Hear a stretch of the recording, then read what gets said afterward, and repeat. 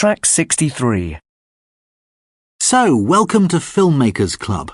I hope you're excited at the thought of making a film and that you're bursting with great ideas. I've put you all into groups, so here's what you're going to do. Now, you might think the first thing that you need to do is to come up with an idea for a story, but even before that, you need to think about what type of film you want to make. Remember that a film is really a story in pictures. There are lots of ways of telling a story, so choose a style of film that suits the talents of the group. If you have talented artists, but no good writers or actors, you might want to make your film in the style of a cartoon or some other kind of animation. Last year, a group made an excellent film using Lego bricks. So, having decided that, you can start to think of your idea for the story. Think about the movies you like to watch. What is it that makes them interesting? Is it the characters? The plot? As regards plot, my advice is don't be too ambitious. Don't make it complicated. Keep it simple.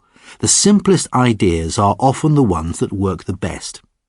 Initially, you just need to find the basic concept. You can fill in the details later.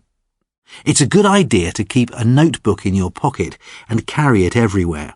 You never know when a great idea will suddenly come to you, and the more ideas the better, in my opinion.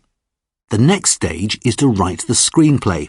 For this, you need to divide the story up into a series of scenes. For each scene, the screenplay should begin with a short description of where it takes place and the time of day, that is, day or night. Then the rest consists of the script, the lines the actors will speak, and it should also describe the camera movements and give directions to the actors about how they should move. Before you can start filming, you need to prepare a storyboard of your film to help everyone involved to imagine the scenes clearly and to understand what you are trying to achieve. This is similar to a comic book version of your film, but without speech balloons. And at this point, you need to appoint a director. This is a major role, and it's vital that he or she is a good communicator, as they are the key link between the actors and the rest of the team. This person will have responsibility for the creative side of the project. He or she will have the final say in the choice of the main actors and in directing the action of the film. That brings me to the next stage, casting your film, finding the actors. Don't just rely on your friends. Be creative. Perhaps you could advertise on social media.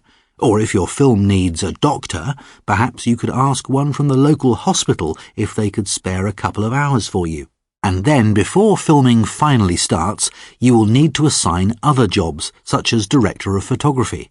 In your case, this will be the person who operates the camera, someone in charge of sound and music, and someone in charge of costumes and props, including furniture and any other objects needed, and also someone to look after hair and makeup.